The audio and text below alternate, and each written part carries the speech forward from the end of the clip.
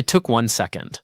That is the thing I need you to understand before I tell you anything else, because it is what makes this one different from almost every story I have ever told. There was no long afternoon in the heat. There was no slow walk into trouble, no 2 miles, no clock counting down while somebody made one bad decision after another and had chance after chance to turn back.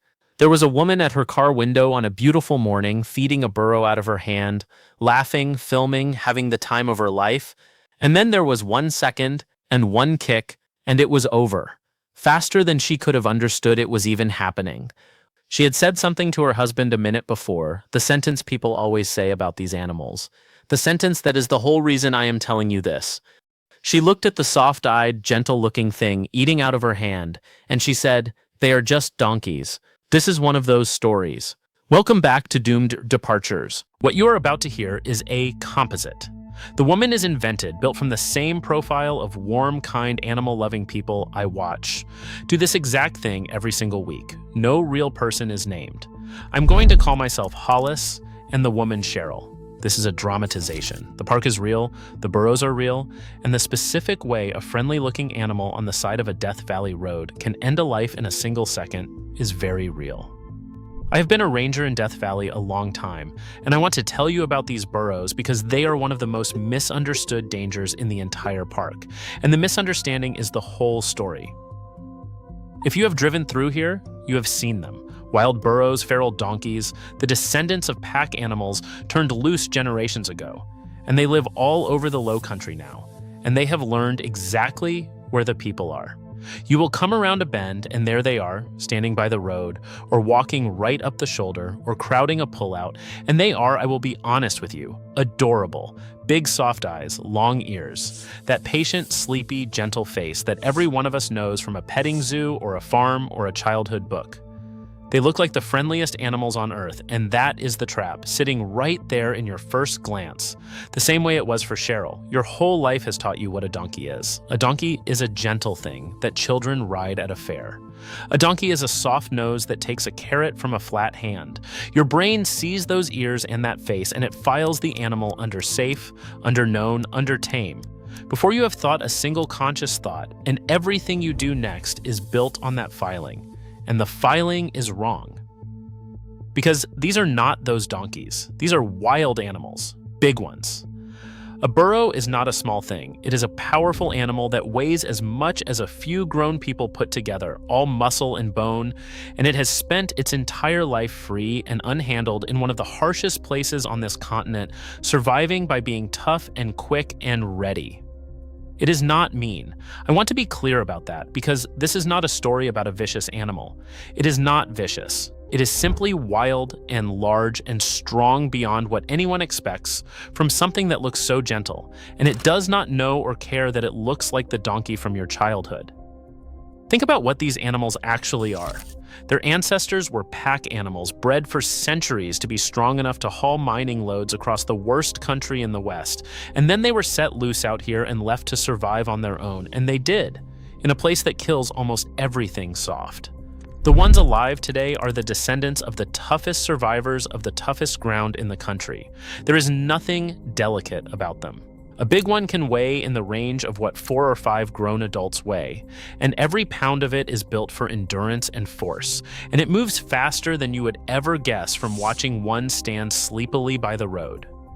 The sleepy look is real, and it is also completely irrelevant, the way a sleeping engine is still an engine. Cheryl and her husband came through in the spring. She was in her 50s, warm, funny by every account, the kind of woman who made friends with every dog on the street and had names for the birds in her yard. She loved animals, genuinely and deeply, and I want you to hold that because it is not incidental to how she died. It is the center of it. She did not die because she was cruel to an animal or careless about one. She died because she loved them in the specific way that reaches out to touch, that has to close the distance, that cannot just look. I have met a lot of people like Cheryl in this job, and I have come to have a complicated feeling about that kind of love because it is real and it is good, and it is also out here a specific hazard. It is the love that cannot bear a barrier between itself and the beautiful thing. It sees a wild animal and feels not caution but tenderness, an urge to connect, to feed, to be trusted by it, and that urge overrides every warning because the warnings feel like they are talking about danger, and the person is not feeling danger, they are feeling affection. You cannot scare that person with a sign because a sign speaks to fear, and they are not afraid, they are in love. And the desert does not distinguish between a person who reaches for a wild animal out of malice and a person who reaches for it out of pure, open-hearted joy. It lets the joy get exactly as close as the malice would, and then it charges the same price. I gave them the talk at the station. I always include the Burros now, because of stories exactly like this one. I told them the Burros were wild, that they were far more powerful than they looked, that they could bite and they could kick, and that feeding them was both illegal and genuinely dangerous. And I watched Cheryl receive it with a warm little smile, the smile of a lifelong animal person being told to be careful around animals, and she said something kind and dismissive, that she was good with animals, that they were just donkeys, that she would be careful. And I believed she meant to be. There was a family at that same stretch of road not long before, and I heard about them because the father came and told me, proud of himself, and he had every right to be. They had pulled over to see the Burros too, and the kids had gone wild with excitement, and the Burros had walked right up to the car expecting their toll. And the father, he told me, had kept every window up but a crack, and let the kids look and film and lose their minds over how close the animals were, and had not handed out one single bite of food, and then had driven slowly on. The kids were a little disappointed. He did it anyway. He had read one of those signs and actually believed it, and he told me the kids talked about those donkeys the whole rest of the trip, and every one of them still has both parents. That is the whole difference. Same road, same animals, same soft eyes at the window. One family kept the glass between themselves and the wild thing, and one did not. The signs say it too. We have them everywhere, at every pullout. Do not feed the wildlife. Do not approach the Burros. People drive past 100 of them. The signs have stopped. Mattering, and I will tell you exactly why they have stopped mattering, and it is the saddest part of this whole thing. They have stopped mattering because everybody feeds them. That is the piece almost no one understands, so let me slow down on it. Every single time a person hands one of those Burros a snack out a car window, they are not being kind. They are teaching a wild animal something, and the animal learns it perfectly, and the lesson is this. Cars mean food. People mean food. Walk up to the window, crowd in close, push, and food comes. And a burro that has learned that lesson from 1,000 tourists over 1,000 days is a completely different and far more dangerous animal than a wild burro that still fears people. The wild, wary one keeps its distance. The fed one comes right up to your door with no fear at all, expecting to be paid, and it is bold and it is pushy, and when the food runs out or the crowd gets tight or something startles it, it is standing close enough to hurt you.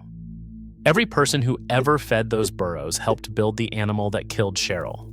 And then Cheryl fed them too, and added her lesson to all the others, and stepped right up next to the thing she had just finished teaching to have no fear of her. And not one of those people meant any harm. That is what makes it so hard to stop. Every single one of them was doing a small, kind thing, a nice moment, a treat for a cute animal, and every single one of them drove away thinking it had been lovely and harmless because for them it was. The cost never lands on the person who feeds. It lands weeks or months later on a stranger who walks up to an animal that 100 kind strangers made bold and gets hurt by a boldness none of them intended and all of them built. There is no one to blame and everyone to blame, and the animal, which understood none of it, ends up carrying a danger that people poured into it one carrot at a time. Let me ask you something, because this one is not really about donkeys. When was the last time you decided something was safe because it was familiar? Because it looked like a thing you already knew and let you get close and did not react the first time or the 10th time, so you filed it under harmless and stopped paying attention? Tell me below, because that is the exact trap. Cheryl had a lifetime of donkeys being safe. and these looked like donkeys, and they let her feed them, and every uneventful minute made her more certain, right up until the 1 minute that was not uneventful, and by then, certainty was the most dangerous thing she owned. So here is what happened, as best as her husband could tell me afterward, and he is a wreck about it and will be for the rest of his life, and none of what follows is his fault. They pulled over where a few burros were gathered near the road, because Cheryl wanted to see them. Of course she did. And the burros came to the car the way they do now, expecting food, and she started feeding them out her window, and it was wonderful. She was laughing. She was filming it. She was having exactly the experience she had come to Death Valley hoping for, a wild, beautiful animal eating gently from her hand, close enough to touch, trusting her, or so it looked. Her husband was in the passenger seat, a little uneasy but not alarmed, because it looked completely fine. It always looks completely fine. It looks fine every single time, until the one time. And then Cheryl did the thing that turned a bad idea into a fatal one. She got out of the car. That is the hinge of this whole thing, and I need you to see how small and reasonable it felt. She was not being reckless, not in her own mind. She just wanted to be closer. She wanted the photo from outside, or to pet the one that was so gentle, or to feed the ones that could not reach the window. And the Burros had been so calm, so sweet, so obviously fine, that stepping out among them did not feel like danger at all. It felt like the natural next step in a lovely morning. She stepped out into a loose crowd of large, wild, food-focused animals that 1,000 people had trained to have no fear and to expect to be fed, and she stood in the middle of them with a handful of food and more of them pressed in. And that is the situation that kills people. Not one docile burro at a window, a cluster of bold, hungry, jostling animals competing with each other, pressing in on the food, and a person standing in the middle of them. Because a burro alone and a burro in a group are almost two different animals. One at a window is calm, focused, taking food gently, and it really does look as safe as she believed. But put several of them together around a limited thing they all want, and a whole other set of instincts switches on, the ones about rank and competition and space, and they start to push and pin their ears and swing their weight around at each other. None of that is aimed at the person. The person is just scenery to them, an obstacle in a dispute between animals. But the person is a soft, slow, breakable obstacle standing in the middle of a shoving match between creatures that each weigh half a ton. And it does not matter that the violence was never meant for her, because a kick meant for another burro lands just as hard on a human being who happened to be in the way. Burros in a group push and shove and compete, and when they are crowded or startled or another one moves wrong, they react the way prey animals built to survive react, fast and physical and without warning. And a person who happens to be standing in the wrong spot when that happens is in the path of an enormous amount of sudden force. One of them kicked. I'm not going to tell you exactly how, and I'm not going to put you there, because Cheryl was a real person, and this channel has a line I will not cross. It was not an attack. The animal was not trying to kill her. It was a wild creature reacting to being crowded, doing a thing burros do 100 times a day to each other, and she was simply standing where a person should never be, close, among them, in reach. A kick from an animal that size carries a staggering amount of force, far more than people can imagine from something that looks so soft, enough to end a life in a single blow. And it landed once. People have no working sense of this because nothing in ordinary life prepares them for it. We handle dogs and cats, and a bad bite or a scratch is the worst most of us ever meet. And so our whole instinct for animal danger is scaled to animals we can physically overpower. A burro is not on that scale. The muscles in its hindquarters are built to drive its entire heavy body up a mountain, and when that machinery fires in a kick, it delivers a force that has nothing to do with how gentle the face at the other end looks. Cute does not lower the number. Long ears do not lower the number. The softest, sweetest, most patient-looking burro on that road can deliver the same blow as the meanest one, because the blow is a matter of muscle and bone and mass, and every one of them has all three in an amount a human body is simply not built to absorb. One kick was enough. And here is the part that makes this one sit differently than almost anything else I tell you. There was no time.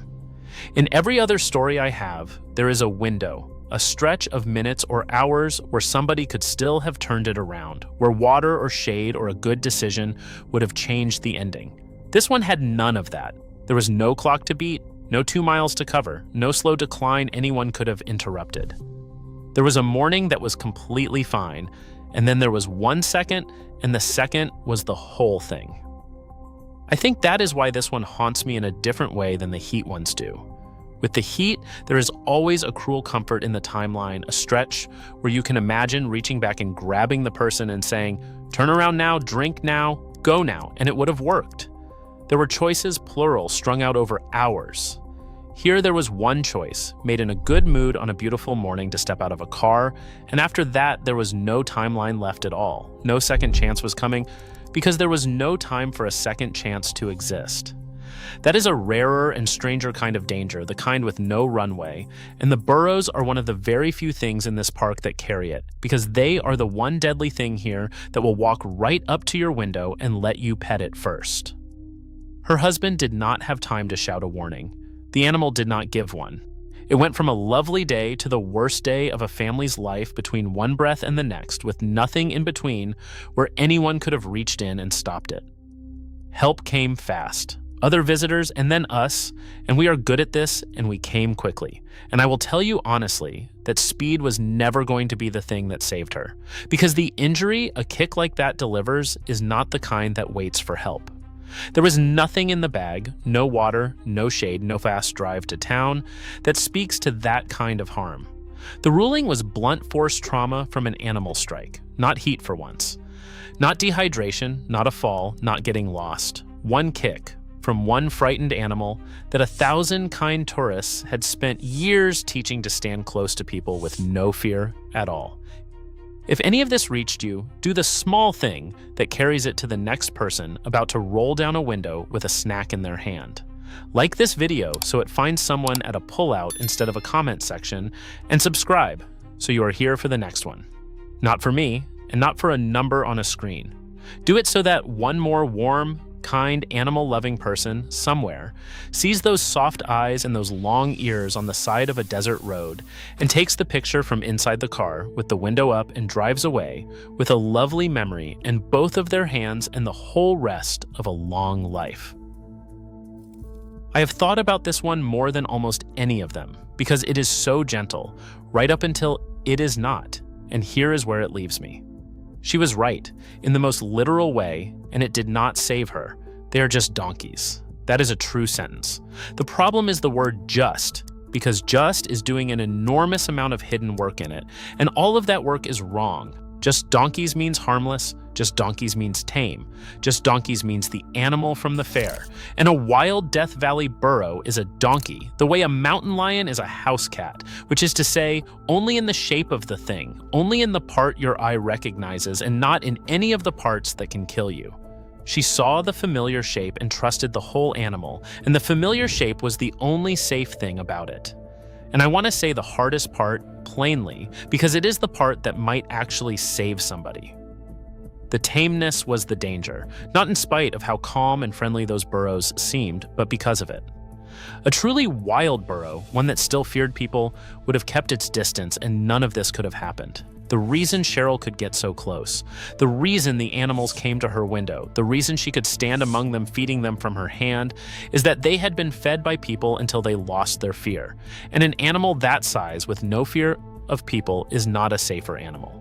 It is a far more dangerous one because it will let you get near enough to be killed. The gentleness she trusted was not the animal's nature.